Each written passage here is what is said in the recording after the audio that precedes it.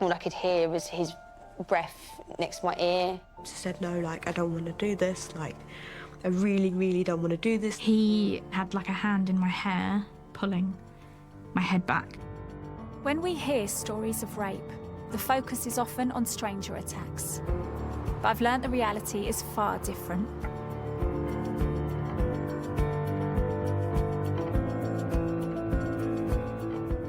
Kind of felt like I knew him, and then in that moment I realised I don't really know you at all.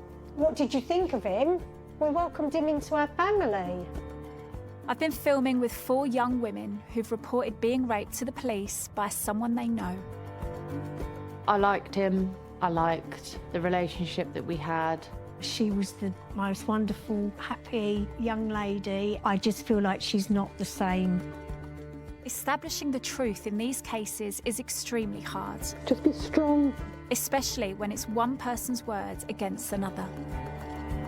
I know the truth and I know what happened to me. You've got to believe me. I just can't do it anymore. Each of the young women has waived her legal right to anonymity to allow me to follow their fight to be believed. I'm not just a victim of that situation, I'm now a victim of the system as well.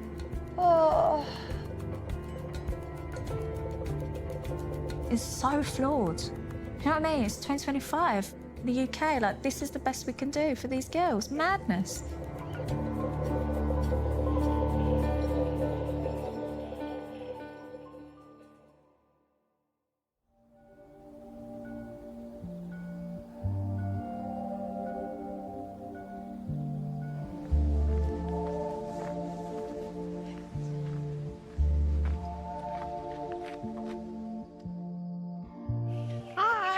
How are you, Jessie? Good, how are you? Stacey. Hi, nice to meet you.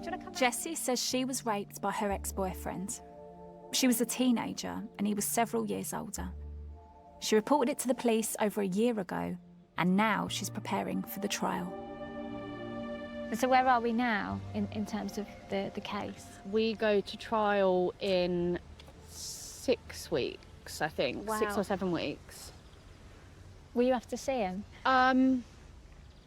Yes. Victims go first, giving evidence. So once, like, the case has been outlined to the jury and the prosecution and the defence have made their statements, they offer you visits to the court, which I've had, so you can sort of familiarise yourself with the surroundings, where you're going to sit, where the jury is going to be, blah, blah, blah.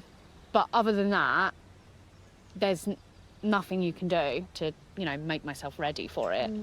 This whole process is not him having to prove his innocence, it's me having to prove his guilt, which is just backwards to me. We were together for probably about a year and a half, and yeah, we had a good relationship. I mean, the abuse, it was always when I was asleep, and I would wake up with him inside me. And I remember the first time it happened, I was like, can you stop? Like, why are you doing that? I'm asleep. And then, yeah, that continued, and it got to the point where I would just pretend I was still asleep. Oh, Jessie. And then April of last year Yeah. was when I realised that it was actually rape. How did that come about? So I got a message on Facebook. I knew her as his ex-girlfriend, but I didn't know her personally. We had never spoken before. Hi, Jessie. It's taken me a lot of time to send you this message. I am his ex-girlfriend. Me and him were together for a year and a half, and in that time he raped me twice. And in that time he raped me twice. It took me a very long time to accept what happened to me. I don't know anything about your relationship with him, and I really hope that he was not inappropriate to you in any way. I met up with her the same day, and she told me her whole story, and it was like she was telling me my story. Like, it was exactly the same because I'd been in denial that whole time. It all just like flooded in one go. You know, he raped me. He knows what he did. You don't rape someone by accident. As soon as I spoke to the girl that reached out to me, I spoke to the police. I gave my statement.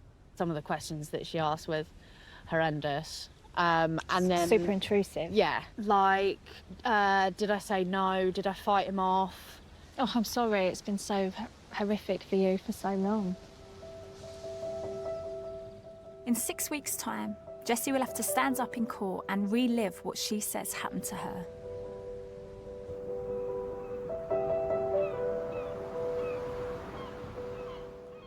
I'm keen to meet the woman that reached out to Jessie on Facebook.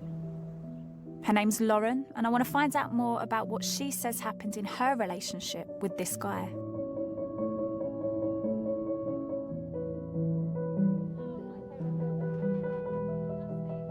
Are you happy to talk me through how you met Yeah. the defendant? When I met this guy, he was very charming, very charismatic. He was already planning to go to Australia himself. So we were both planning. So we did go to Australia together. We were staying in Sydney. We were sharing a hostel bed. There was other people in the room and he was spooning me and he starts, you know, kissing me, touching me, and I was like, no, you know, not really into this right now, not in the mood. Also felt very uncomfortable with people being around me, you know. It's in not the like, same room? Yeah. And I said no, and he pulled my knickers down and just went for it. My whole body froze, couldn't move. All I could hear was his breath next to my ear. I kept saying, stop. I said, get off me. I don't want this. And he carried on until he finished. And when he did, I just couldn't believe it. And he goes, oh, do you want to go for breakfast? So he was behaving like nothing had happened? Nothing had happened. And I stayed in bed and I just started crying. And I said to him, you raped me. And he said, no, I didn't. You're my girlfriend. I love you. I wouldn't do that to you. I wouldn't put you through that. He was upset almost that I'd even suggested it. I felt completely gross. I felt shame. And I went straight to the shower. I tried to get clean, and even when I got out of that shower 2.5 hours later, skin red raw from how hot I'd had the water, but I didn't feel any cleaner. I was his girlfriend, and he was meant to love and keep me safe and protect me, and he can do that to me. The Australian police took jurisdiction over Lauren's case, but dropped it due to lack of evidence. She's now been called as a witness in Jessie's case, which goes to trial in 6 weeks. So yeah, I was obviously very upset being told that my case had been dropped. The fact that I'm going to have to stand in court and be a witness when I'm actually a victim. But I definitely feel like I'm strong enough if that means that it's a chance for him to be put behind bars. If that means I've got to put them feelings aside and be a witness and not a victim, then I will. I'll do anything that it takes. I guess, from your point of view, like, best case scenario, given the circumstances, is that trial, he's found guilty. Yeah.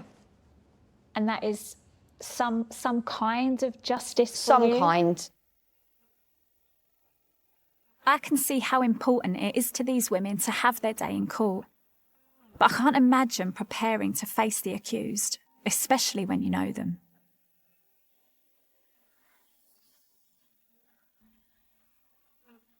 Emma, I'm Stacey. Hi, nice to meet you. 19-year-old Emma has also made an allegation of rape. She says the incident happened at her college when she was 16. He's been arrested. Yes. They've decided you're going to take it to court. Supposedly. But then obviously it's been pushed back, I think 3 times now. It's been postponed 3 times. And now it's July next year. So it'll be nearly 3 years, but we're still going.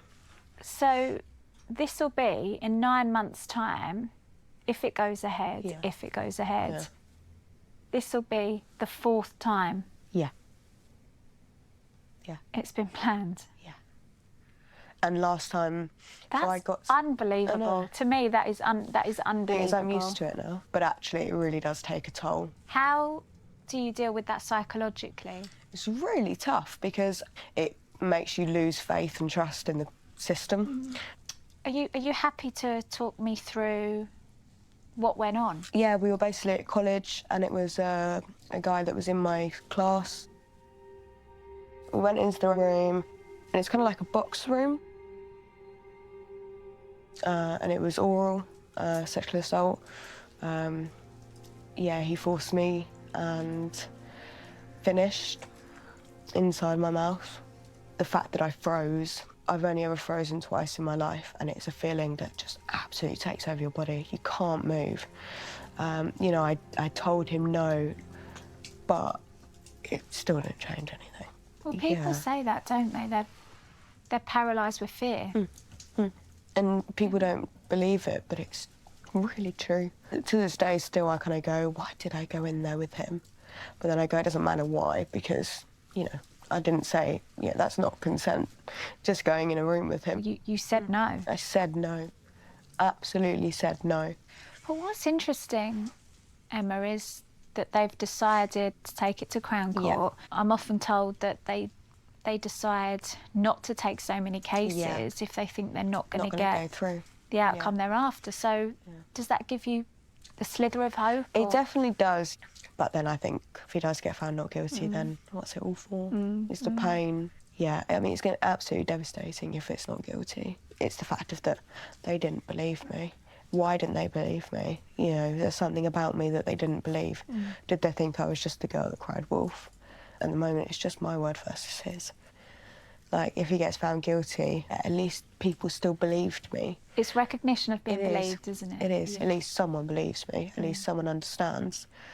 So, yeah, prepare for the worst and hope for the best. It's all you can do. So another 9 months. Yeah.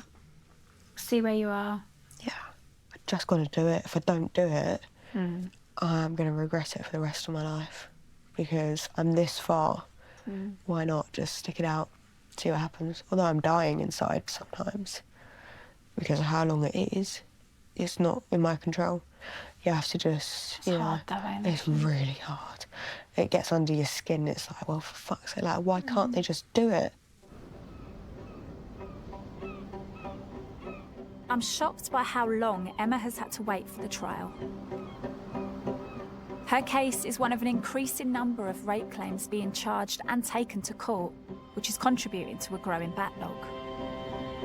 The defendant in Emma's case has said what happened was consensual. The evidence comes down to his words against hers.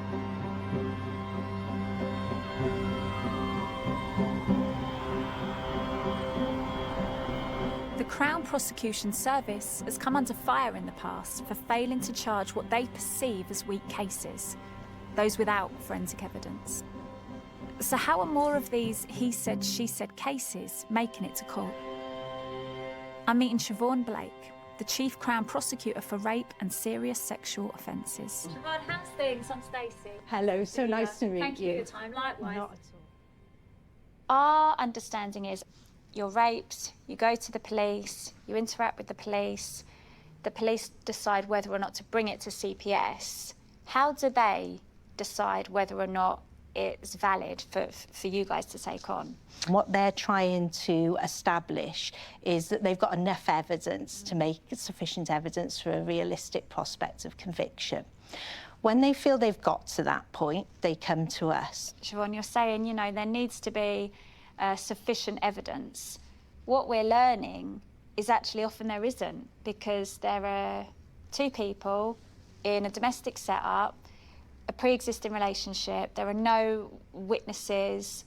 If there is forensic evidence, the accused might say, well, yeah, that makes sense because it was consensual. So that makes your job quite tricky. What I would say is, in terms of the evidence, I think it's really important to remember we can convict on the complainant's words alone.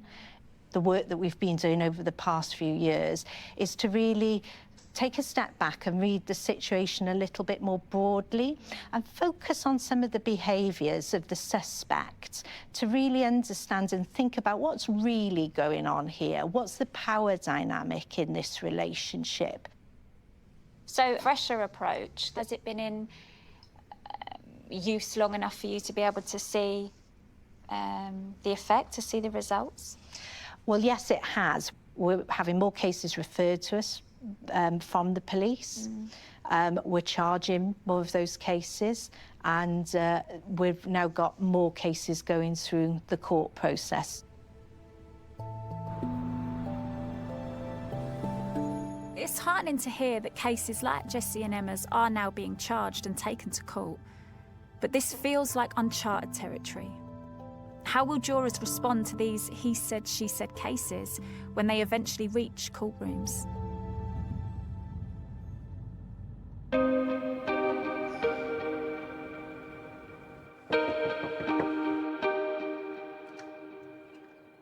Hey, Jessie. It's 16 months since Jessie reported her ex-boyfriend for allegedly raping her while she was sleeping.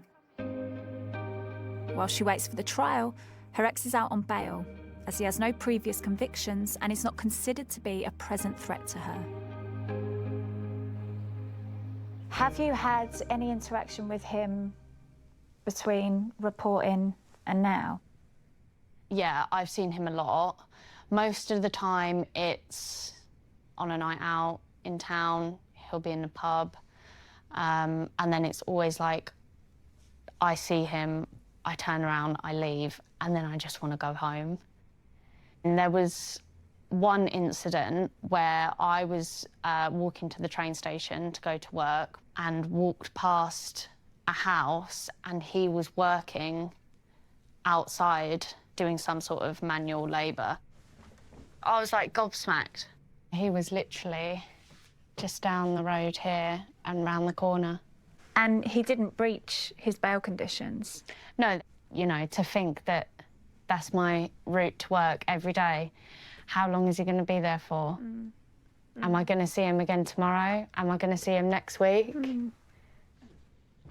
I called the police straight away, and she said something like, oh, there's nothing we can do if he's working. He's only not allowed to be there, like, in his personal time. Which was the most terrifying thing. One of the first people Jessie confided in about what happened to her was her mum, Michelle. That was the most gut-wrenching part, because she knew him on a personal level.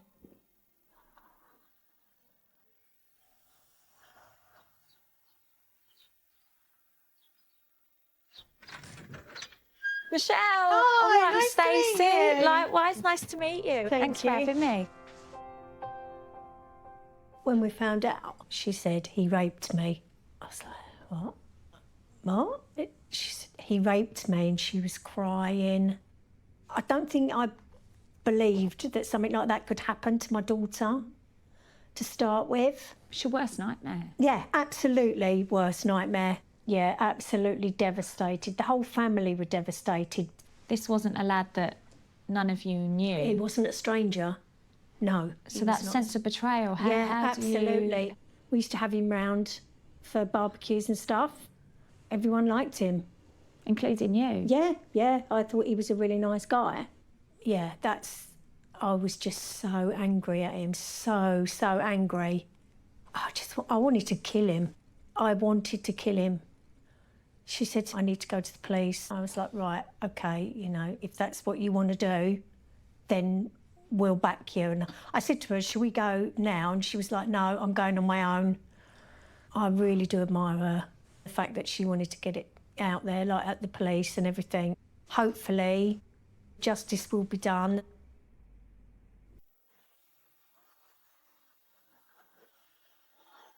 Thousands of criminal barristers have begun an indefinite strike today in an ongoing dispute over pay and working conditions.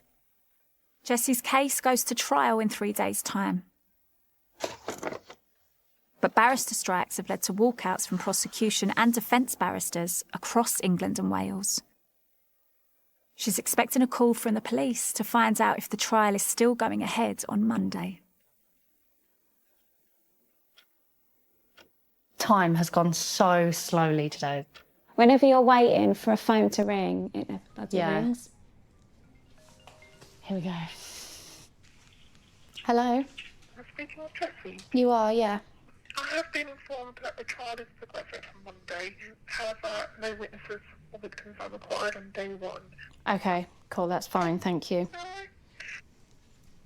Okay, so it's going ahead on Monday. I'm so scared. Along with Jessie, the defendant's other ex-girlfriend, Lauren, will give evidence as a witness in the trial. The jury will be made aware that Lauren alleges she was raped, and she will also be asked to confirm that she didn't encourage Jessie to report to the police. Ahead of the trial, both Jessie and Lauren have been advised to have no contact with each other, so as not to jeopardise the case.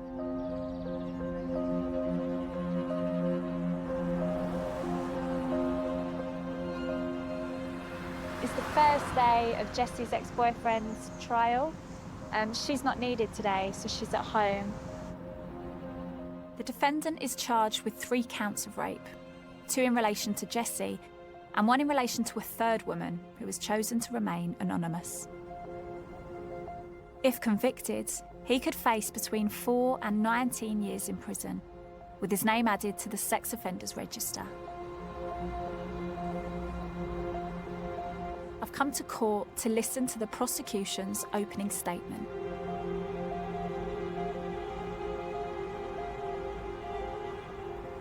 So I've just been told it's not going ahead. The court is completely locked, and then on the screen it's listed trial ineffective. So my understanding is defence didn't turn up, and they're assuming that's because there were barrister strikes planned. And they were saying to me in there, and we think it may go ahead in 14 months' time.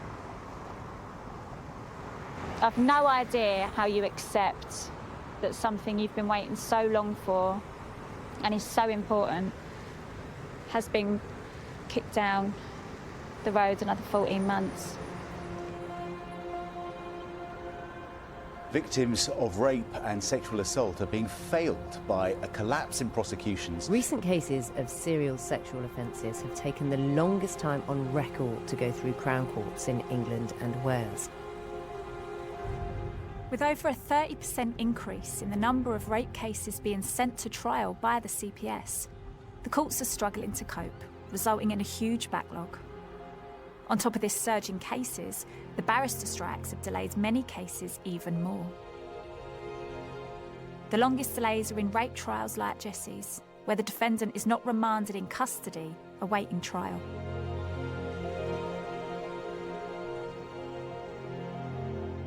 How are you feeling, Jess? Just trying to adjust to it, which is hard. I had been told that they were prioritising cases, and you know, that obviously means we're not a priority. How much more serious does it get than I know. It's really hard to accept it.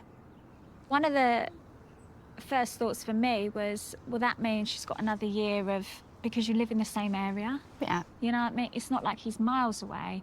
You've still got to try and navigate. You've got to get to work. You've got to get to the pub. You've got to get to go and see your pals. I don't understand how he's allowed to just carry on doing whatever he wants to do. I am so close to just retracting my statement, because I just can't do it anymore. I can't just live with this thing hanging over me. There's nothing we can do. We're helpless until the courts do anything about it. I've been waiting for the past 2 years, and now it's another year and a bit. How are we going to get through another year of waiting? I do feel that the justice system, they do need to take into account of all the trauma that these girls have had to go through. It's not just Jessie. It's going to be hard for all of us. Will Jessie and the other women who have made accusations against the defendant be able to wait 14 months for the rescheduled trial? Delays in the court system have meant the number of rape complainants pulling out of the process has more than doubled in the last 5 years. And for those who do stay, they'll be waiting an average of 2 years from the day of reporting for a case to get to trial.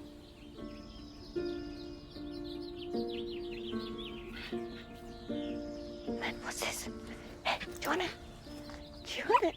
But Emma has been waiting almost 3 years for her case to get to court. And in the months before she reported, she struggled telling her parents what had happened.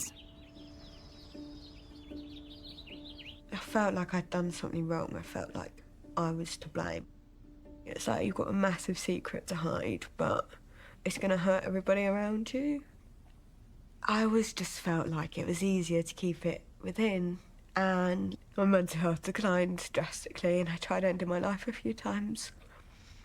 And one of the times I remember so vividly that night, it was awful. I told my parents I was going out for a fag, and I legged it.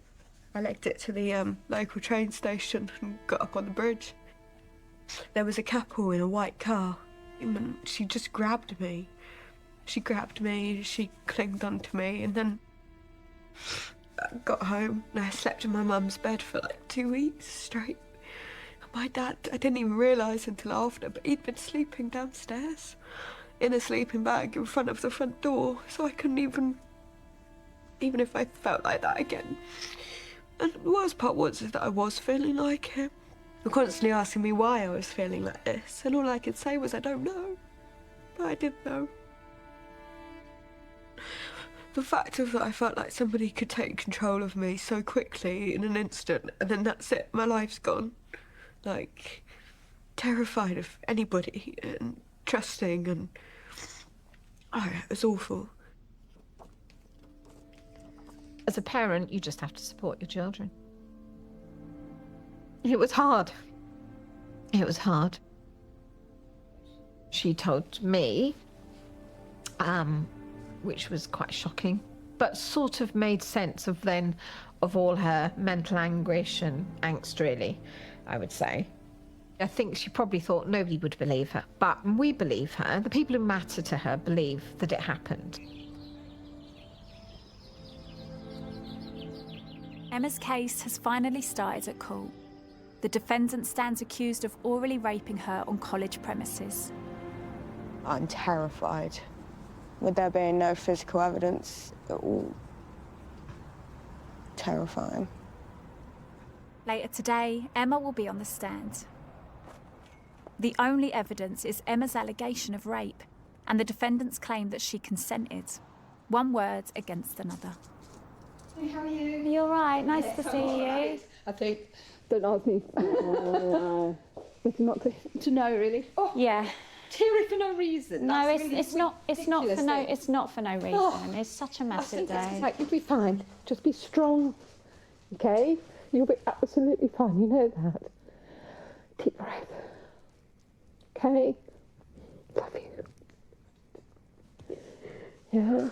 Be fine. You know that. Okay. I know. Have you got some tissues? I've got Dad's hanky, actually. Oh, of course you have. Go find it. I think it's clean, but it will work. Okay, it'll be fine. Get going. Yes. Okay. I'll leave you to it. Thank Oh. you. Brilliant. You take care. Thank you, Bye, Stacey. babe. Bye-bye. I'd have preferred to have gone down and sat in the gallery so I could hear for myself who's saying what. But I think with rape cases, there's just so much emphasis placed on credibility. I think it's just worth me dodging the court entirely, and then I can sort of catch up with Emma and find out how it went afterwards. It's such a massive day for her, it really is. It's a day that she's been waiting for years.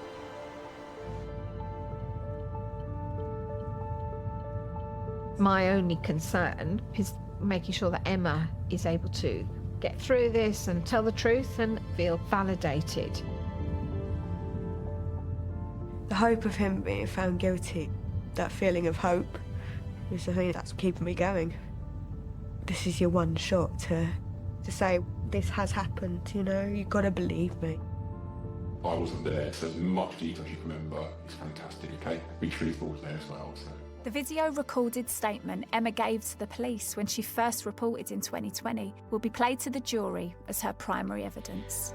I did say no in that moment when he was standing and towering over me. I felt very powerless. Now, almost 3 years later, she'll be cross-examined by the defence from behind a screen, so she doesn't have to face the defendant. He was in a part of this friendship group. He was, you know, friends with everybody. Everybody liked him. And I remember at the start of the lesson, I needed some headphones. So I'd offered to go downstairs from the music technician to get them. And he had offered to come and help me. He was quite insistent. He went downstairs, got these headphones, and he said, I need to look for this bracelet. He said, I'm pretty sure I lost it earlier in one of the rehearsal rooms. So we went in. There was like a table with a chair behind it, and I thought, I'll sit down there. I was sat down. He started touching me around my boobs and on my legs and things. Tried getting into my leggings, and I said no. And then he unzipped his trousers and grabbed my cheeks, like, underneath. Said no, like, I don't want to do this, like, I really, really don't want to do this. Yeah, he finished in my mouth, and he kind of just left quite quickly. And I went to the toilet, I was really sick. And then I remember going back to the lesson. I sat there and spoke to my friend. I said, he forced me to do this. And she just said that you're quite lucky. She was like, it's quite popular, you know. I don't really know what to say, I froze up. Emma is cross-examined for 3 hours.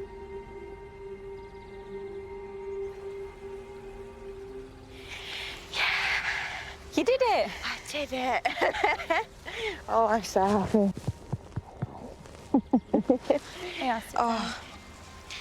I honestly didn't think I could do it. The questions he was asking me, the things he was saying, it was just awful that they've made up this whole allegation. Wow. And that, I loved him, and I wanted to be with him because he was rich and popular, and I said that's not how it is, at all. They were alluding that you were in love with the accused. Yeah. They absolutely were trying to put across that. Even if you were, I mean, that doesn't justify it, no. Sexual assault. No. So even if that were true. No. And the worst part was that he said, but you're lying. And I know, you're lying. He kept saying, you're lying. You've made up these allegations. It's just like, it was awful. He kept saying, like, why didn't I report it, like, quicker? I just said, because why would anybody believe me? I said, at college, I was the short, fat kid that people didn't really like. I suppose that the jury, they need to decide who they believe. I've told my story. I've told my truth. Yeah. So Emma's testimony was the primary evidence in her case, right? So already that's huge pressure on your shoulders going in. I think with more of these he said, she said cases finding themselves playing out in court, do some people feel like, picking apart the victim's credibility, that's the only way they're going to figure out what really happened? I mean, to me, it feels like a really aggressive approach.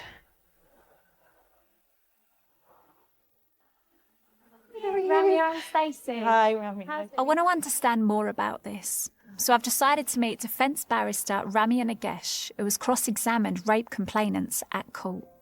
Of course, victims need to be cross-examined within the courtroom, but it feels pretty relentless and pretty brutal in some instances. When you're defending someone, and especially in something like a rape case, you have to question the credibility of the victim, because the alternative is to say what she's saying is true.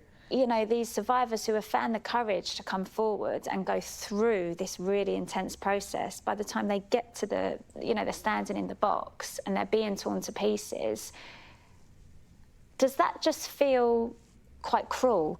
Do you ever wrestle with that? Do you think, am I doing the right thing? My job is to put forward the defendant's case as best as possible. I have to act as if what he's telling me is the truth. And in order to do that, you have to ask questions that she might feel are pulling apart what she's saying. It's not something that you do just to make her feel awful or look bad. The only answer for why her account is different from your client's, for one reason or other, she's not telling the truth. You're trying to look for any little flaw in her account and really pick at that. So you're sort of sowing these seeds of doubt in the jurors' minds. Yeah, because ultimately it's up to the jury to decide who's telling the truth. So it used to be called beyond reasonable doubt. It's exactly the same now, but now it's called so that you're sure. Even if you think he probably did it, you can't convict him. Even if you think it's really likely he did, you can't convict him. You have to be absolutely sure. But I mean, if it is just the two people in one room, often, how can they ever be sure? It sounds blunt, but it's better to have someone who's guilty being acquitted wrongly than someone who's innocent being convicted wrongly. Because the consequences of a rape conviction are so huge. We, as a society, have to know that we're only putting those consequences onto people who have committed the offence. I'm shocked to hear some of what Ramya has told me. Look, of course, obviously, we only want to convict those who are genuinely guilty. That sort of goes without saying. But I do think it's interesting, when the jury has to be sure, and often it's two people in the one room, he's saying one thing, she's saying another. It does feel to me like there must be such a sense of pressure to really perform well. When there's a lack of forensic evidence, the victim is essentially the body of evidence. That must feel very stressful.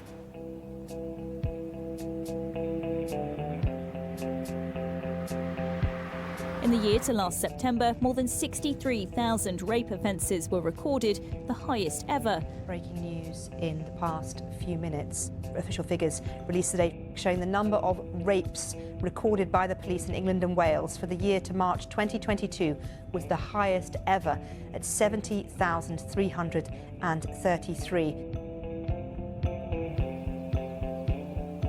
Despite the odds being stacked against victims, they continue to report. Becca, how are you? Good. I'm Stacey. Becca has been waiting almost 2 years for her case to get to court. She says she was raped by a guy she dated while at university. We were seeing each other and I kind of felt like I knew him, and then in that moment I realised I don't really know you at all. And I couldn't quite accept the word rape at the beginning. It was like, that can't have happened to me, because that's like such a big, awful thing. And I also kind of thought, well, if I do report it, nothing's going to come of it.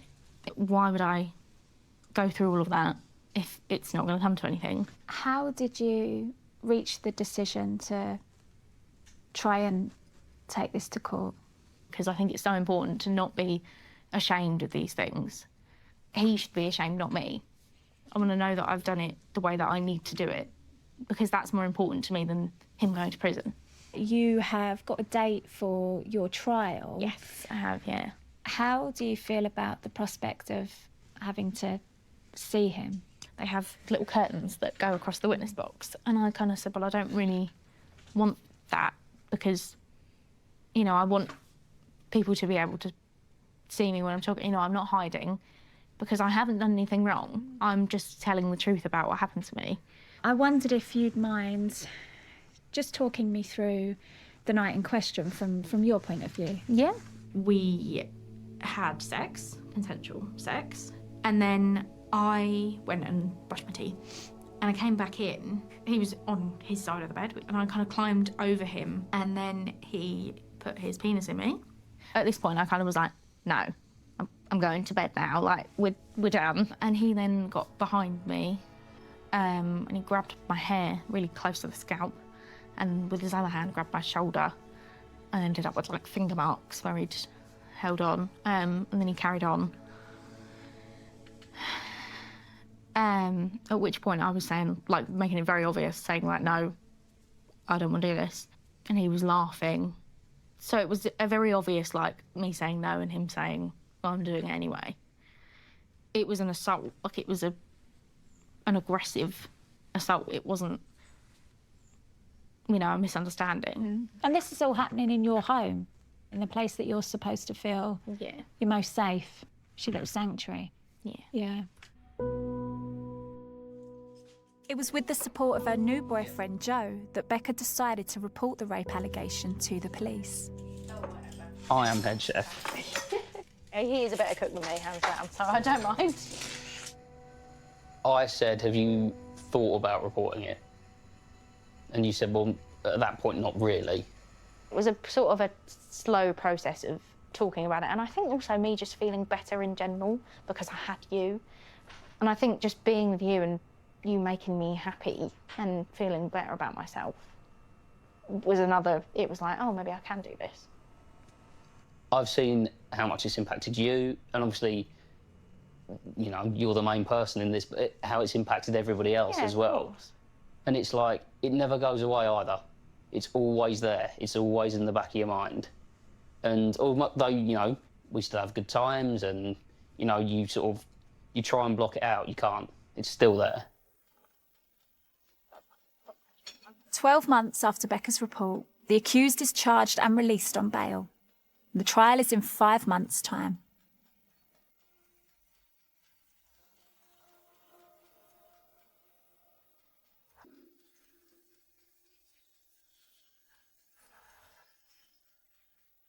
It's almost a week since Emma gave her evidence at court. The jury has now been deliberating for 2 days. They need to decide whether they're sure that Emma was orally raped at college by the defendant. I don't really want to go to court today because I think it would have just made me more emotionally drained. It was okay in the morning, and now it's got very real.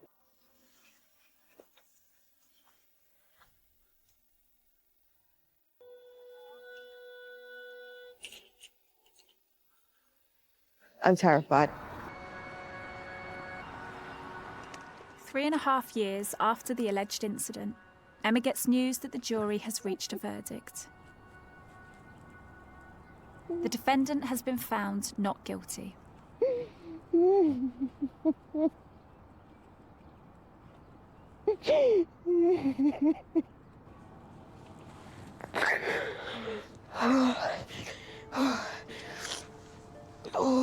Deep. So stupid. Just deep breath. Come on.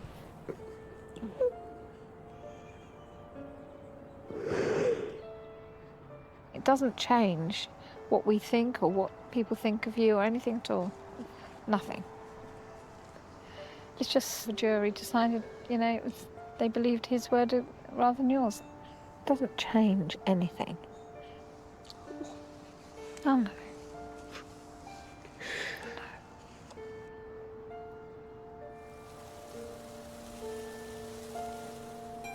How have you been doing? Yeah, I mean, not too great, really.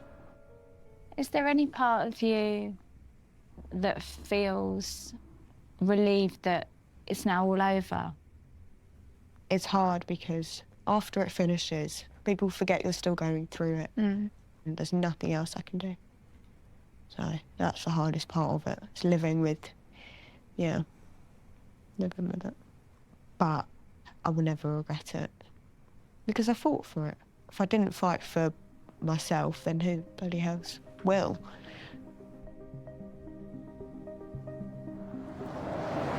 New figures just released this morning show that there is still a huge backlog in the Crown Courts. Those involving sexual offences are waiting the longest. Taking a look this morning at delays in the court system. It's been a long-running issue. Hello, sweetheart. How are you? I'm okay. Bring me up to speed. I'm calling Becca. She's had news that her trial has been postponed as well. So the trial it's going to be in February 2024. I bet your jaw hit the floor when they gave you that date. This happened in 2020. So they're telling you, essentially, you can have your day in court, if it's not postponed, 4 years. It will be 4 years to the day. Yeah. I'm so sorry. I really mean this, that this is just being dragged out. Yeah. Witness Service have asked me if I'd be happy to write a letter to the court, essentially, talking about the emotional impact. In the hope that it won't be postponed again. I think really what they're thinking is that if loads and loads of people do this, they might stop doing it to other people in future, which is good enough to me, to be honest. I'm sitting, staring at my laptop, wondering where to begin. I have a dead weight in the pit of my stomach. A weight that grows heavier with each passing month, with each phone call from Witness Service telling me the trial's been pushed back again. I was raped by a man I trusted in my own bed. It was, and still is, the worst thing that has ever happened to me. I felt a responsibility to report what had happened to me, to do everything in my power to stop it from happening to someone else. I received a call last week telling me that my trial had been pushed back again, over a year this time. It will be the hardest thing I will ever have to do, and it's only being made more difficult by a system that was built to protect victims. So I will leave you with a plea. Help us. Help the people that were brave enough to come forward. Help the people that have waited long enough. The people that showed me around the court were sort of saying, don't be too bold, cover your shoulders up. I said, this day I'm going to wear a skirt. Or is it going to be knee-length? You're joking me, Becca. Yeah. I'm very aware that the defence are going to try and rip me limb from limb, but I am going to stand strong. These women have been cross-examined and dragged through the system for years. We've come this far, so I feel like I can't give up now. I've been filming with 4 young women who've reported being raped to the police by someone they know. I liked him. I liked the relationship that we had. She was the most wonderful, happy young lady. I just feel like she's not the same. Establishing the truth in these cases is extremely hard, especially when it's one person's word against another. You're getting made out to be this wicked woman that's made up this awful allegation. I know the truth and I know what happened to me. Good. How are you? When I started filming with these young women, I thought it would take 1 year, but it's been 3. How am I supposed to remember everything that's happened to me 3 years on? I just want it to be done now. I'm ready. Each of the young women has waived her legal right to anonymity to allow me to follow their fight to be believed. I'm not just a victim of that situation. I'm now a victim of the system as well. Oh, I just wanted it to be over. It's so flawed. Do you know what I mean? It's 2025. The UK, like, this is the best we can do for these girls. Madness.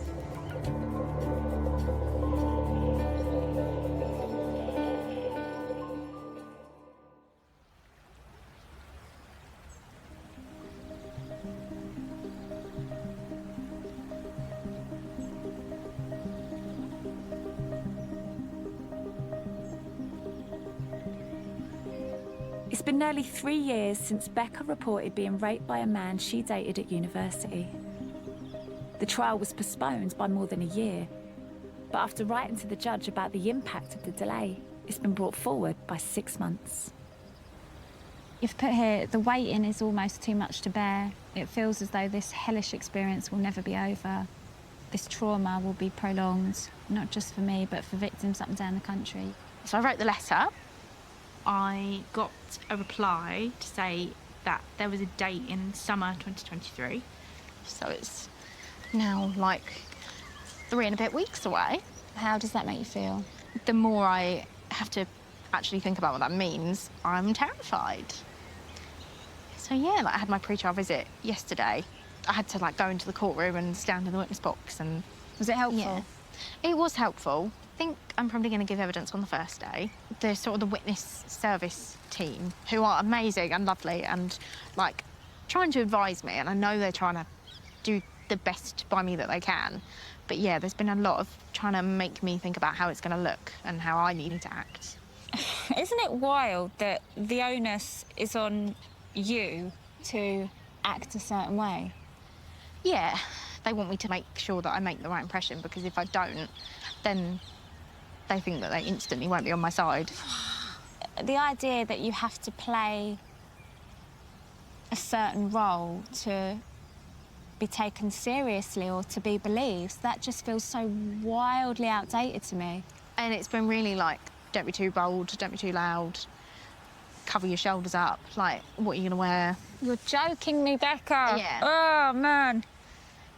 And, you know, try and wear muted colours and don't have your shoulders out and don't wear anything too low cut, and make sure that if it's something you're sitting down in, that it doesn't ride up and it doesn't, like... I can't believe this. That makes me feel really angry. I'm shocked at how much rape complainants must prepare to be judged by juries. It's not just what they say, but how they act and how they present that will be scrutinised.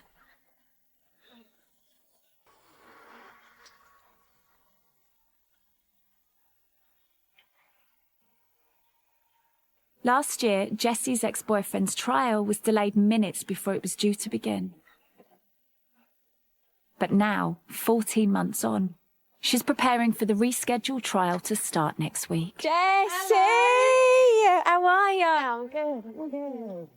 Jessie is one of 3 women who'll be giving evidence at court. Well, thanks. Love the new hair. Love it, love it, love it. I haven't seen you in over a year. Yeah, I've like changed jobs now. Stop. Yeah, like moved out and stuff. When I saw you last time, you were saying, Stacey, do you know what? I just don't need this, like, hanging over me. I put on a brave face and I tell everyone I haven't been thinking about it.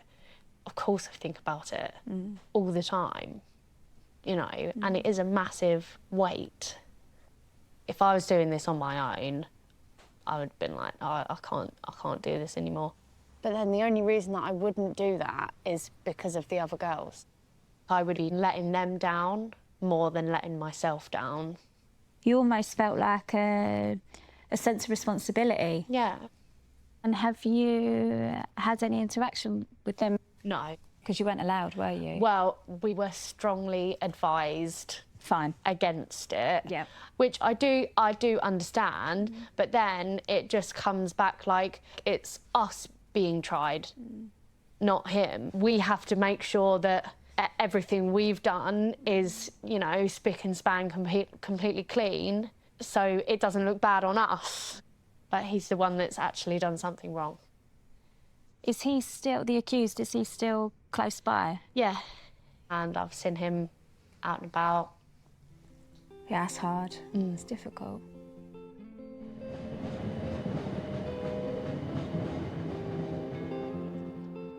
It's August 2023, and the trial in Becca's case has finally begun. Today, she will stand up in the witness box and face the man she says raped her. Becca will be supported at court by her mum Wendy, sister Charlotte, and her fiancé Joe. How are you doing, Becca? Really scared. Getting up there, answering the questions, getting them wrong, seeing him. You've been waiting a long time, haven't you? Mum, Wendy, how are you feeling? As a mum, nervous, angry. Nervous and sad. angry? Yeah. Everything? I wish we weren't here, really, you know. I'm devastated that it's happened, obviously, but I am. I'm so proud of her. Yeah. I don't think I could have done it at her age. It all feels a little bit surreal. Right. As we've said, it's been going on for so long, you know. Push back once, push back twice. How do you feel towards the accused, Joe? Angry's the first emotion that comes up. Disgust. Yeah. Do you want to be there when they deliver the verdict? Yeah. You do? I've been told not to go to the rest of it, so I want to be there for that. What's the thought process behind them advising you not to be there? I spoke to the officer in charge, and he basically said, I've seen some really strong cases where I believe that the victim sitting in has swayed the jury, and then they won't believe you. Yeah. Which is really hard, because I really want to be there. I want him to have to say what he has to say with me in the room. But they want the perfect victim/survivor. Yeah.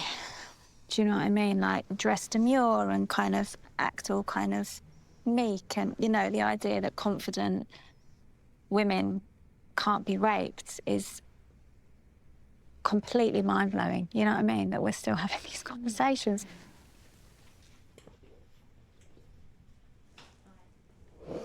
Right, go and make that beautiful face even more beautiful.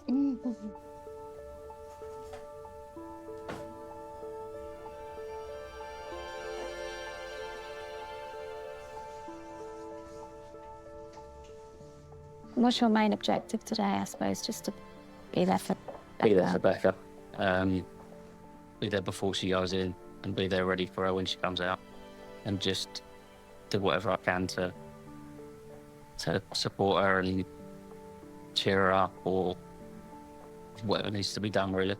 How painful is this all for you? Because I know the emphasis, quite rightly, has been on Becca, but those that love her, you're so directly affected by all of this. Everything that she feels, we feel as a secondary, there's like a ripple effect. Becca feels it most, but then us closest, just outside, we all feel it as well. It's really hard.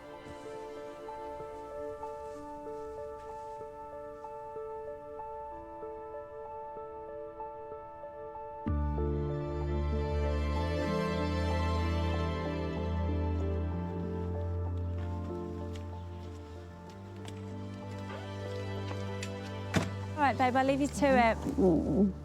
Thanks, Becca. Okay? Yeah? Yeah.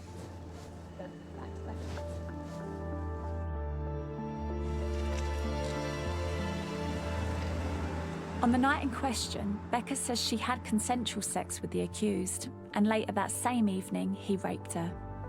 Her testimony is the primary evidence in the case. So you know you're going to get asked, are you sure that he knew he didn't have consent? It's going to be really, really hard. How am I supposed to remember everything that's happened to me 3 years on? The jury will now hear Becca's account of what happened. It was February, it was Friday, it was cold. And he was like, oh, do you think I could come over? So I went and picked him up, and I could tell he had had a drink. I could tell he was tipsy. We then went upstairs. We had sex, consensual sex. And then I went and brushed my teeth, and I came back in. He was on his side of the bed, and I kind of climbed over him to get into bed. And he kind of held my hips while I was on top of him. And kind of like stopped me and started kissing me, and I was like, okay, I'm going to bed now because you're very drunk, like we need to go to bed. And then he put his penis in me, and I was like, no, you're not wearing a condom, I don't want to, I'm going to bed. And he kind of just like shushed me and smiled, but it was like shh, and I was like, no, you're not like convincing me, I don't want to. And then he shushed me again, and he got behind me and had like a hand in my hair, pulling my head back by my hair, and another hand on my shoulder. And then started having sex with me from behind. And he was talking in my ear and laughing and saying like, oh, I know you want to, really. He bit me on the side of the neck, and he just laid down and was like, okay, night, and went to sleep. And that was the point that I realised that I didn't know him, and I was scared. And I thought the way to keep safe is to just get through tonight and then kick him out in the morning. You can't think logically in that moment.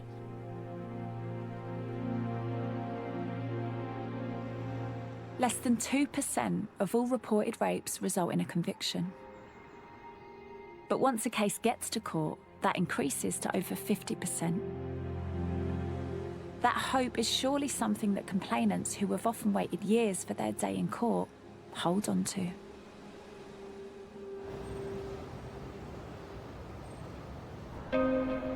At court, the complainant and defendant will give their accounts of what happened. It comes down to one person's word against another. But how are jurors meant to decide who is more credible? How are you, Ali? Nice to see you. Thank you for your time.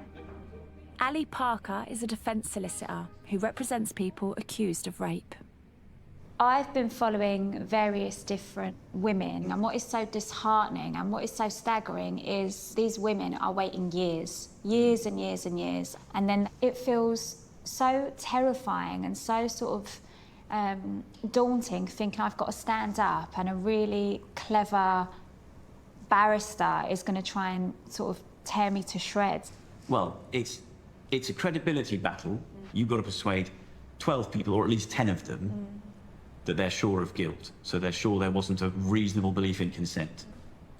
The first time the typical juror will ever hear a direct account of a sex offence from a victim might be when they're sitting in a jury box in a Crown Court trial. They've never heard direct victim testimony before from someone who's been the victim of a sex offence. And what happens, as you say, the minute she's finished, what happens? An expert lawyer stands up who's gone through every single word she's ever said, looked for the inconsistencies, the errors. They get exposed in front of the jury for the first time. And that is powerful cross-examination. And then the jury are asked, well, if she's wrong about this, and wrong about this, and wrong about that, What else is she wrong about? how can you be sure that she's telling the truth, members of the jury? That's what I'm saying. All you have to do is plant a seed of doubt. And the judge will say, well, in that case, the correct verdict is not guilty. I think more often, in the mind of a juror, they did believe fundamentally what the victim was saying, but they were not prepared to completely rule out that the defendant reasonably believed there was consent. Also the pressure, I suppose, There's of the possibly pressure- sending somebody to jail for a really long time. There's the consequences of it. And labelling them a and the rapist. labelling them a So I wonder if they're thinking, consciously or subconsciously, God, if I send this person to prison, I am essentially ruining their life. Yes, I've sat down with numerous people who say either that there was no sexual contact at all, or more often, whatever sexual contact did happen was completely consensual. You've got to help me. This is going to ruin my life. I will go to prison and I will be registered sex offender forever. I absolutely, fundamentally believe that everybody deserves decent representation and a fair trial. But, I mean, the state of the system is just so depressing. Is it the justice system itself? Is it the jurors? Is it, societal attitudes? I like the jury system. It works in principle, but I think because our moral compass of what's acceptable has changed, and I think potential jurors' moral compass has also changed. So the question of what is a reasonable belief in consent will vary. I mean, it feels hugely unlikely that you will end up with a custodial sentence at the end of, a lengthy process that's taken years. It's very difficult. I'm there to ensure there is a fair trial. I appreciate they'll be deeply traumatic for the victim. I appreciate that. But it is difficult to not feel slightly frustrated when you meet so many different women who have just been through such hellish experiences, and it's like, where are we going so wrong? Ultimately, victims feel let down. Taking away somebody's liberty by sending them to prison is such a massive decision on the shoulders of jurors, especially faced with young men accused of rape. And where the only evidence is the two conflicting accounts of what happened, Perhaps it's inevitable that jurors may struggle to convict.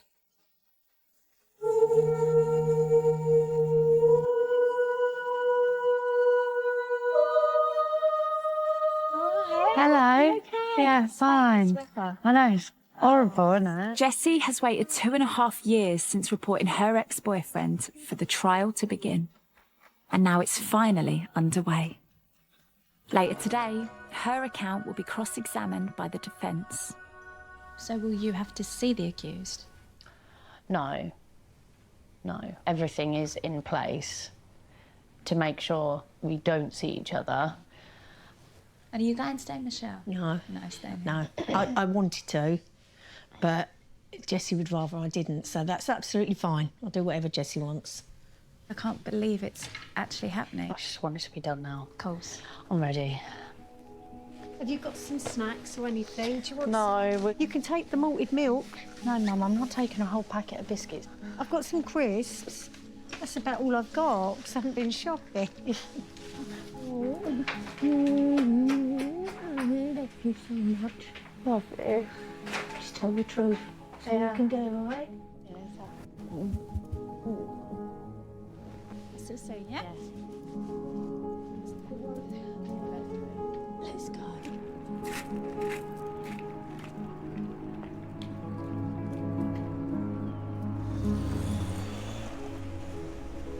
Have you allowed yourself to imagine what the outcome might look like? It worries me because it was so long ago. It's not like there's any forensic or anything like that. It's basically their word against him. She might be a lot of things, but she's not a liar. She's not a liar. When it all manifested itself, she was so angry. And of course, you know, it was me that got the brunt of it all the time. You know, anything that went wrong in her life, at work, I used to get the brunt of it, you know what I mean? And there was times there where I was like, I really don't like you very much. Mentally, she's found it really hard. I feel like I need to keep my eye on her all the time. She was the most wonderful, happy, lovely young lady. And even though I've still got her, I just feel like she's not the same Jessie that she was. She is my baby. She means everything to me, that girl. And I just want her back.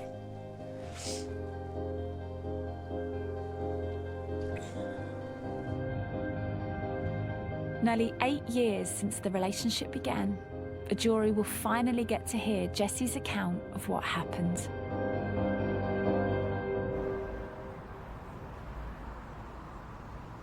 I was a teenager when I first met him. He was older. I liked him. I liked the relationship that we had. We did have both consensual and non-consensual sex. When it was consensual, it was intimate. It was like loving, you know. But when it was non-consensual, it was almost a bit like ritualistic. It was fairly often. It happened when I was asleep. It was generally in the morning, and I would be woken up to it. Like, he was always behind me. His hand would be there between my shoulder blades. And if I tried to, like, turn, there would be enough force to hold me there. I explained to him about how I didn't like it, and I did think it might stop, but it didn't. That just continued until the end of our relationship. Jessie is cross-examined by the defence all afternoon. I was just crying the whole way through.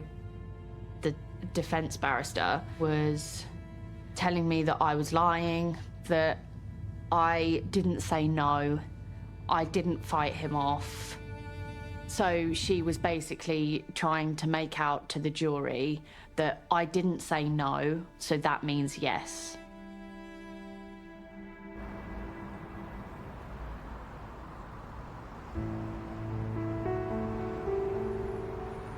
Lauren is also an ex-girlfriend of the defendant. She contacted Jessie on Facebook 2 years ago, alleging she had been raped by him while they were abroad, meaning her case can't be heard in the UK.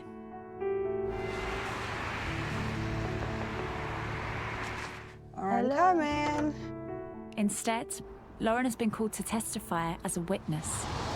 Hello. Here she is. All right. Yeah, today's the day. How you feeling? Nervous, but I'm also just knowing that by the end of the day I'm going to feel different, and that feels pretty nice. Yeah. This is Barbara. This is Hey, my it's so rock. glamorous. Thank you. How do you know each other? It's my bestie. Yeah, we're soul sisters. You're in this position, it's different to the other girls. Yeah. You have been through what you've been through, but you're not able to relay all of that information. Exactly. I actually did get told yesterday by the police that Right. the jury have been made aware that I am also a victim as well as a witness. Just because my case has been dropped, they're still allowed to say that I am a victim. But yeah, picking an outfit today. What are you wearing? All my clothes are really colourful. Pink, glittery, fluffy, purple, blue. You know, I just thought I want something neutral. So people look at me as the person that is saying my truth. And then, yeah, get this over and done with. Yes. Do what I can do. Stay in touch. Thank you. Oh, thanks so much. Let me know how it goes. I will do. They're basically going to try and make out as if I've, like, gathered witnesses.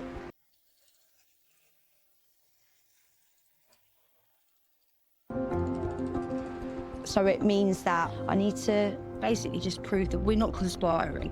I am very aware that the defence are going to really try and rip me limb from limb, but I am going to stand strong.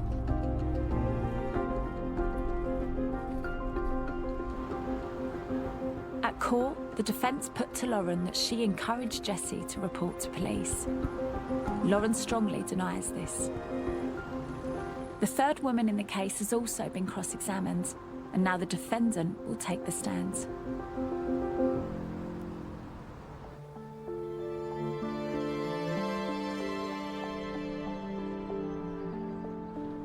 It's the fourth day of the trial in Becca's case. The jury has now been sent out to deliberate. After 2 hours, there's a verdict. The jury had 9 women on it and 3 men. We walked in and there was a woman who looked at me and I looked at her and then she kind of looked away. And then we got the verdict and it was not guilty. Really fucking angry and upset. Also very proud. The angles that the defence took, like his first suggestion was to make it really, really clear that I did a drama degree. He sort of circled back about 3 times to, oh yes, you did a drama degree, didn't you? And then he later on said, were you trying to create drama? Were you being dramatic? And also the idea that he was really happy for it to just be a casual relationship, but I, as a woman, couldn't possibly be happy with just a casual relationship. I had to be pining for more because women don't want just sex. That's crazy. So it had to be because I was madly in love with him or lonely or desperate that I would make this up. Awful. Really awful. But it is over. We can all go home. I haven't got to remember all the details ever again. So, it's over.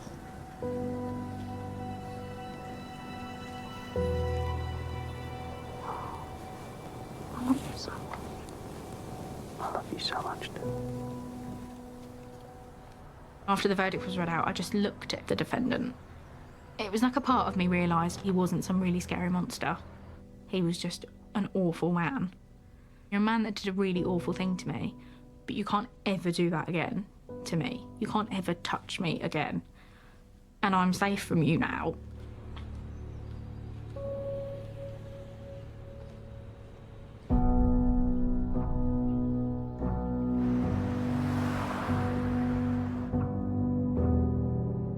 After almost 2 weeks at court, the jury in Jesse's ex-boyfriend's trial has been sent out. I am quite nervous. Jesse's come to court as she's been told to expect a verdict later today. I'm just ready for it to be done with now.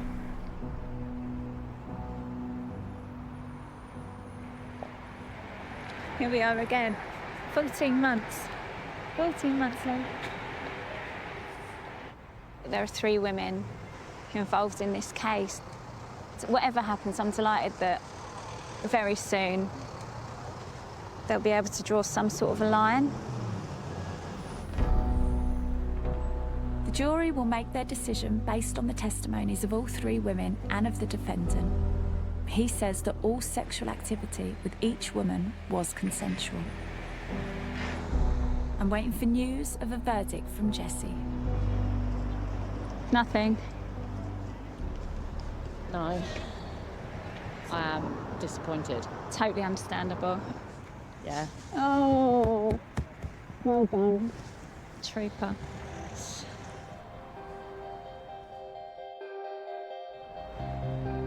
The jury continues to deliberate, and by day 3, Jessie's still waiting for a decision. No idea how long we'll be here for today. Oh, Jessie, I'm so sorry this is going on for so bloody long. The judge informs the jury he'll accept a majority verdict, meaning there must be at least 10 out of 12 jurors in agreement. But by the end of the day, there is still no decision. I'm just exhausted. Like, I have, nothing left. Is there a limit in terms of how long this can go on? I have no idea. You know, There's nothing anyone can do at this point. We just got to keep our fingers crossed. Keep our hopes up. And that's all we can do.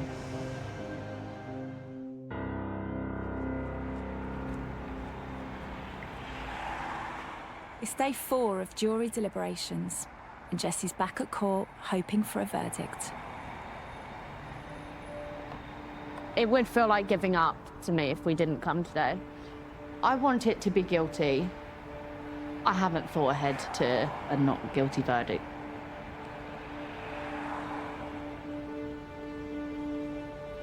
After 30 minutes, there's news from the judge. Hello, Mum. It's a hung jury. What the hell does that mean? That they haven't made a decision. It's done with, for now. In 2 weeks, they come back and decide if they're going to do a retrial. Oh, what the fuck? Oh, my God. I have to decide if that's something that I would want to do. Because it would literally be like everything all over again. I would have to give evidence again and literally do everything all over again, just with a different jury. Like, when we were in there, the judge said, obviously, if we do decide on a retrial, then there will obviously be a delay. So we won't be looking until next year. So it's just going to go on and on and on again? Yeah. Well, you've got to do what's best for you, Jess. Yeah.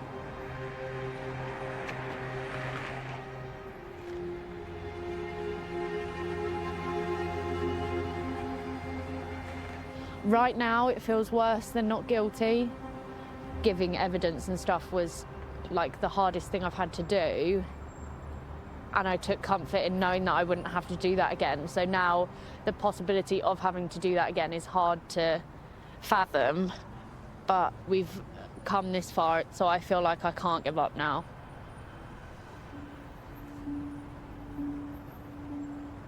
But I'm devastated. It's now bigger than just what he's done. I'm now a victim of the system as well. I now feel like I'm fighting both.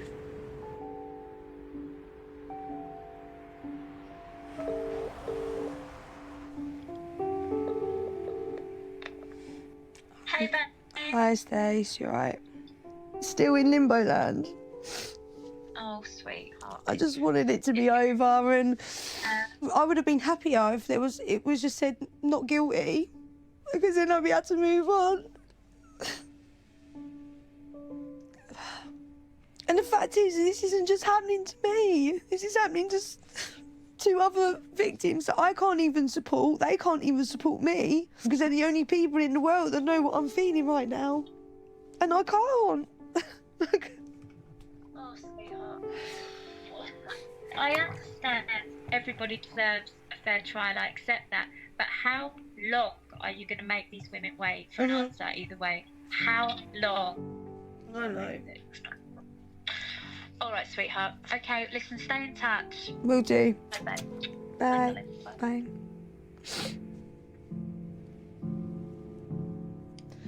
I'm gutted for all 3 women in this case.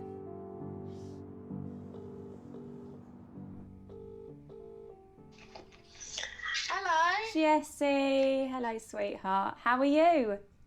So I've obviously spoken to the police, and he said from our side we're wanting to push for a retrial, and I was like, yeah, I'm exactly the same. Honestly, at this point, I'd do anything. I'll do anything. I'll do it again. I'll do it 100 times over if I have to. I'll keep you updated. All right, darling. Okay, sounds good. That's all right. Take care. Bye, babe. Bye, darling. Bye, bye, bye. Bye.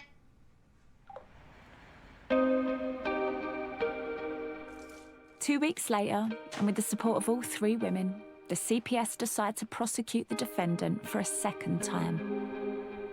A date of January 2025 has been set. The women will have to wait another 13 months.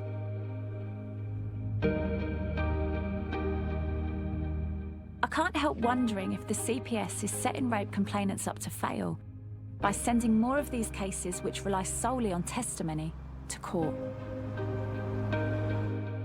I've come back to see Siobhan Blake.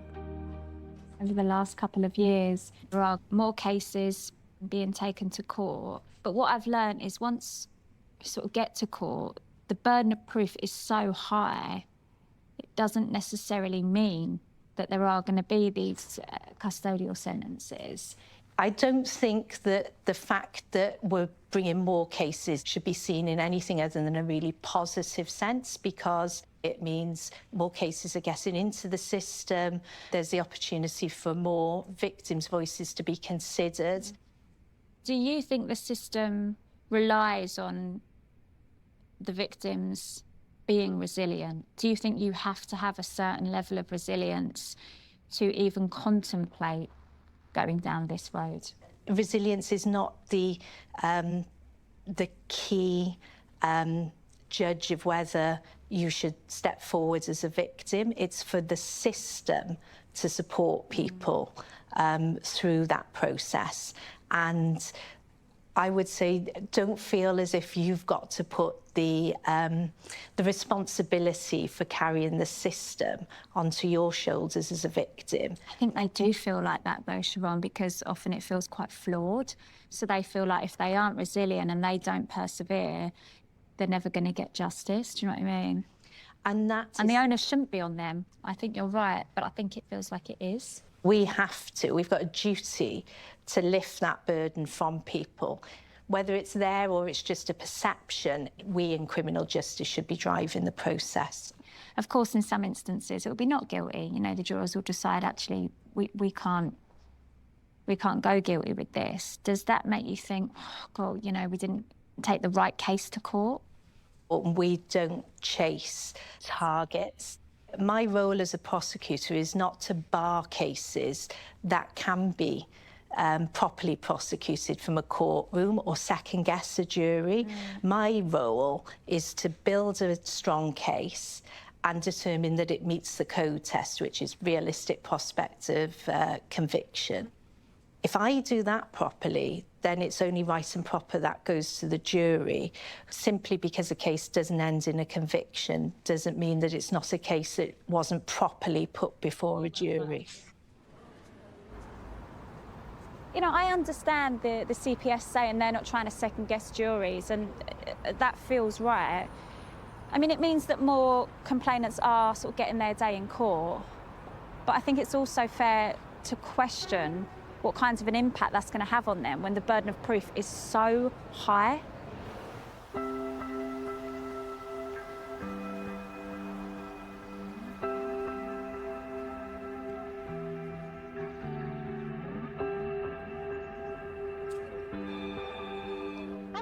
Hello, darling, it's Stacey. Hello, come on in.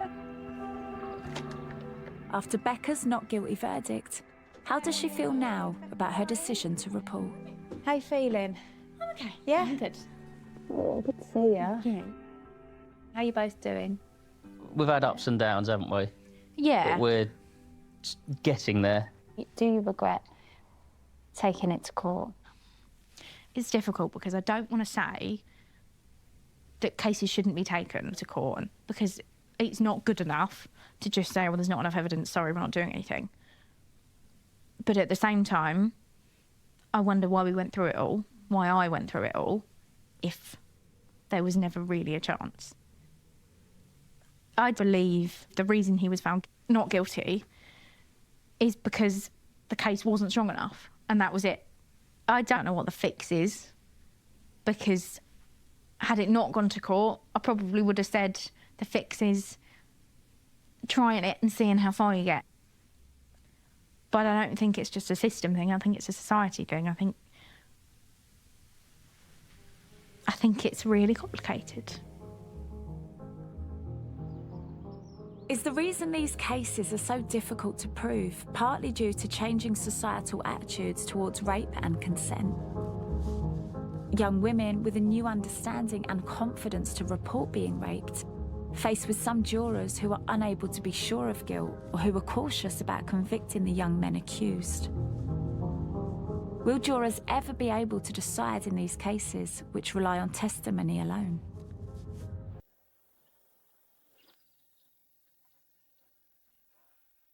It's January 2025 and coming up to 4 years since Jessie reported. Her ex-boyfriend's retrial has finally begun.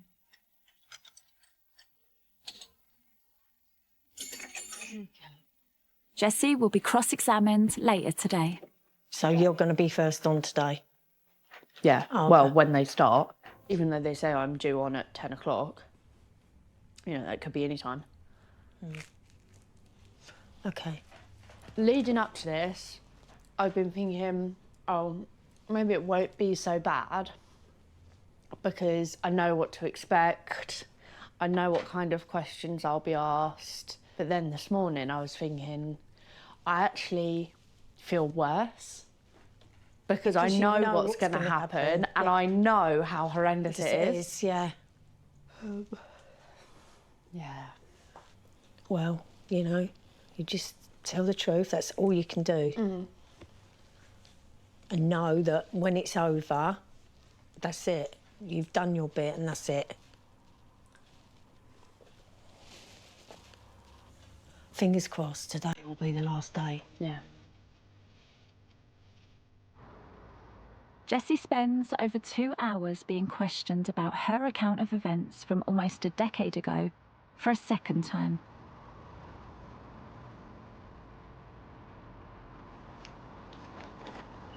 Well, did you get on? It's fine.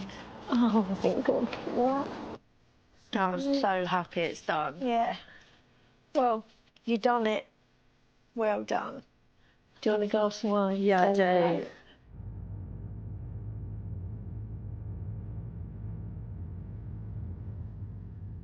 Lauren is heading back to court to testify again. She's now the third woman to give evidence in this case.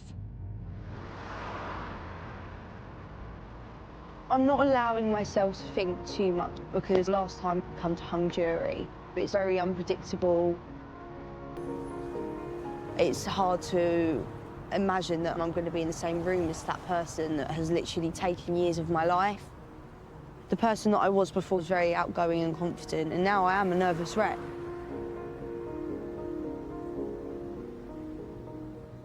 Lauren's independent sexual violence advocate has been supporting her at court today. I saw mainly men in the jury, which does make me nervous. I don't know why, but the fact that there was only a couple of women present in the jury, it did make me think, oh, maybe there's not that understanding. They're not allowed to bring kind of any prejudices into the courtroom. Yeah, but so... you still have your natural, you know, belief system, and a lot of men, you know, they don't understand it.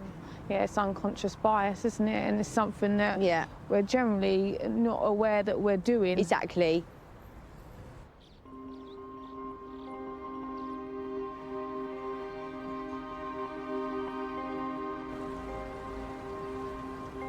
It's a week since the trial began, and the jury has been sent out to deliberate. After 3 hours, there's a verdict.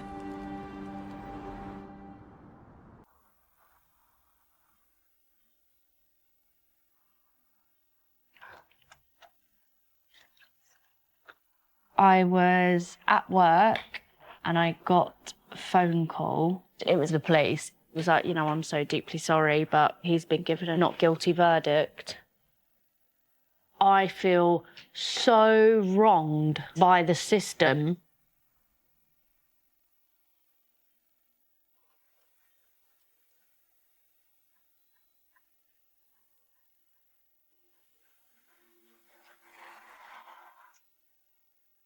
I've come to see Jessie and Michelle following the not guilty verdict. Disappointed, I imagine, is an understatement. Yeah, it's like all of these years that we've been going through this cycle have led up to that one phone call. 4 years this has been going on for. How do you feel now? Deep down, I'm so angry. I know this is not the outcome that you were hoping for, but the jurors decided that he was innocent. Yeah. I was really angry. I just thought, why are they not believing her? I just thought, do you think my daughter would have put herself through that if it wasn't true? Maybe it wasn't that they didn't believe you. Maybe they just didn't feel they could be sure beyond all reasonable doubt. When can you ever be sure? It's such a massive request. Yeah. It was just our word against his. That's 100% true. But that's still 3 against 1. 3 separate people, completely unrelated to one another, against one person. Yeah. He was found not guilty, but it's like these women that have been cross-examined and dragged through the system for years. They've been through a massive mental trauma. I really feel the system is so flawed. Yeah. Do you know what I mean? It's 2025 in the UK. Like, this is the best we can do for these girls. Is it difficult not to think, fuck, should I have ever put myself through this? Or are you pleased that you did call the police? It has been hell, but I am so glad that I did it. I'm so glad that I did it. Why? You know, if I don't do it, who will? Right. I did it for the next woman, the woman after me and the woman before me. If a woman hears me talking about this and they think, you know, what happened to me wasn't quite right, I think I'm going to talk to someone about it. You know, I'm happy. Yeah. I've done what I needed to do. If a man hears me talking about this and thinks, right, so those things I've been thinking about, that's not right, I shouldn't be doing that, then we've won. Yeah.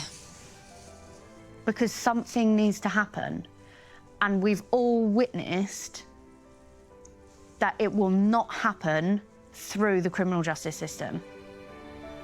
We have to talk about it. We have to be open about it.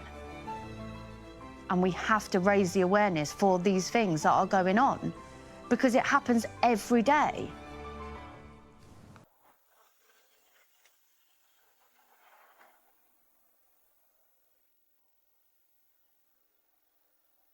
Of course, I am going to stand here and say, you know, it all feels just massively unfair. And of course, you could argue that I'm slightly biased because I accept that I have built up a rapport with these girls and I'm fond of these girls. I've spent 3 years with these women. I have seen them at their lowest. I have seen them in despair. I have seen them when they've dared to have a bit of hope, and then I've seen it all come crashing down. I've seen every single emotion play out over and over again. But it's really important to have these kinds of conversations, because then we can ask ourselves if we are happy collectively as a society in terms of how we're treating these women through the system that currently exists. I just feel like we need to look at alternatives. The system that's currently in place, it doesn't feel like it's serving those, that it's, you know, the very people they're supposed to protect.